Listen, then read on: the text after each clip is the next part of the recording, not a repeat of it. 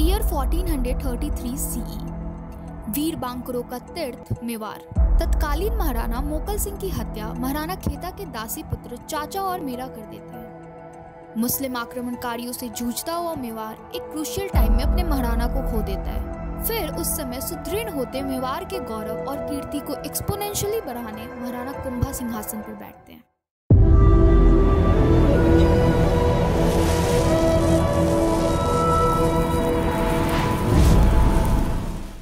महाराणा कुंभकर्ण या कहें कुंभा का 35 वर्षों का शासनकाल इतना स्वर्णिम, इतना समृद्ध, इतना बहुआयामी रहा कि पिछले 1000 वर्षों में भारत भूमि पर उनके समान प्रतिभा वाला कोई दूसरा शासक ढूंढना असंभव लगता है। आप कुंभा को उनके रण क्षेत्र में दिखाए पराक्रम के लिए तो याद रखेंगे ही, साथ ही कुंभा की विद्वता के स्तर को जानकर भी आश्चर्यचकित होंगे। कुंभा ने राजपाट संभालते ही सबसे पहले चाचा और मीरा को मौत के घाट उतारकर अपने पिता की मौत का बदला लिया। साथ ही अपने सरदारों के विद्रोह की समस्या का भी बल प्रयोग से निवारण कर मेवार को एक सुदृढ़ एवं संयुक्त शक्ति के रूप में संगठित कर लिया।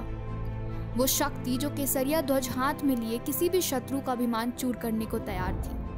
वर्ष 1437 में महाराणा कुंभा का युद्ध मेवार के दक्षिण में स्थित मालवा राज्य के शासक सुल्तान मोहम्मद खिलजी से सारंगपुर स्थान पर हुआ।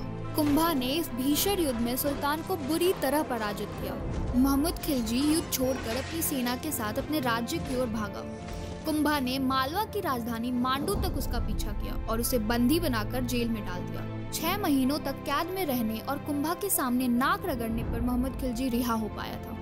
इस प्रकार की बेइज्जती से मोहम्मद खिलजी इतना आहत हुआ कि अपने अपमान का बदला लेने के लिए उसने मेवार पर 3 बार और आक्रमण किया। लेकिन कुंभा के छत्र में दमकते सूर्य रूपी मेवार ने उसके हर बार दांत खट्टे किए।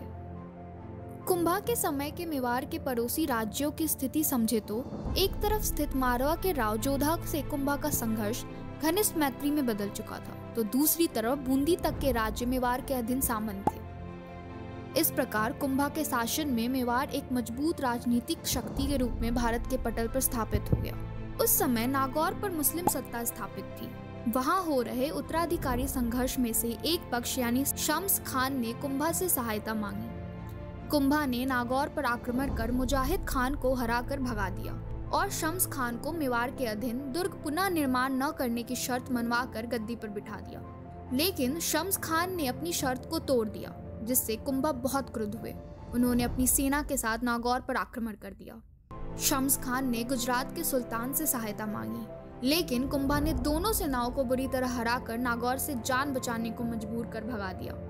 गुजरात के सुल्तान कुतुबुद्दीन ने अपनी हार और अपमान का बदला लेने के लिए मेवार पर अनेक आक्रमण किए, लेकिन इन सभी का परिणाम उसकी जिल्लत भरी पराजय रही। जैसा कि हम जानते हैं कि दुश्मन का दुश्मन दोस्त होता है, तो कुंभा से बार बार हारे हुए गुजरात और मालवा के सुल्तान ने कुंभा के विरुद्ध हाथ मिला लिया।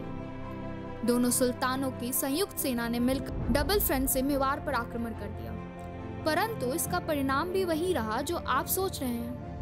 जी हाँ, हिंदू सूरत्राण कुंभा ने दोनों सुल्तानों की संयुक्त सेना को एक बार फिर हरा दिया। लेकिन कुंभा की उपलब्धियों की सूची अभी खत्म नहीं हुई है। निरंतर युद्धों के बाद भी कुंभा ने जो कारनामे स्थापित कला, संगीत, शिल्प, शास्त्र के क्षेत्र में किए, वो कुंभा को अन्य सभी शासकों से विचलन बना देता है। ये सर्वगुण उपलब्धियां कुंभा को सम्राट विक्रमादित्य समकक्ष लाकर खड़ा कर देती है। मेवार के 84 दुर्गों में से 32 दुर्गों का निर्माण अकेले कुंभा ने कराया था, जिसमें 3500 फीट की ऊंचाई पर स्थित विशाल दुर्ग कुंभलगढ़ भी शामिल था। साथ ही शामिल है विश्व की दूसरी सबसे लंबी दीवार the great wall of Kumbhalgarh, जिसकी चौड़ाई इतनी थी कि इस पर एक साथ 4 घुड़सवार दौड़ सकते थे। इसके अलावा कुंभा ने अनेकों मंदिरों, बावड़ियों, जलाशयों का निर्माण करवाया। रण कौशल में निपुण महाराणा वीणा बजाने में भी अति निपुण थे। वेद, उपनिषद, स्मृति, व्याकरण, साहित्य के कुंभा कुशल ज्ञाता थे। कुंभा को संस्कृत, मेवारी, महाराष्ट्री, कर्नाटी आदि भाषाओं का ज्ञान था। कुंभा ने अनेक नाटकों की रचना की, भवन निर्माण, दुर्ग निर्माण, शिल्पी शास्त्र पर अनेक ग्रंथ लिखे, संगीत शास्त्र पर अनेक रचनाएं की, असंख्य विद्वानों को आश्रय प्रदान किया। कुंभा के आश्रय में चिकित्सा से लेकर चित्रकला तक हर विषय पर असंख्य रचनाओं का सृजन हुआ। कुंभा ने राज्य में वो स्थायित्व और सुरक्षा प्रदान की कि रणकपुर, शांतिनाथ जैसे विशाल जैन मंदिरों का निर्माण हो पाया।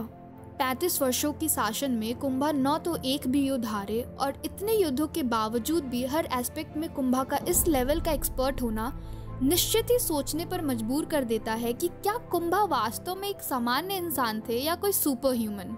जो भी रहा हो, लेकिन एक चीज जो कुंभा निश्चय ही थे वो था एक आदर्श शासक की परिभाषा। वो शासक जो न सिर्फ अपने बाहुबल से एक सुदृढ़ शासन स्थापित कर सकता है, अपितु अपनी विद्वता से आने वाली पीढ़ियों को भी चकित कर सकता है।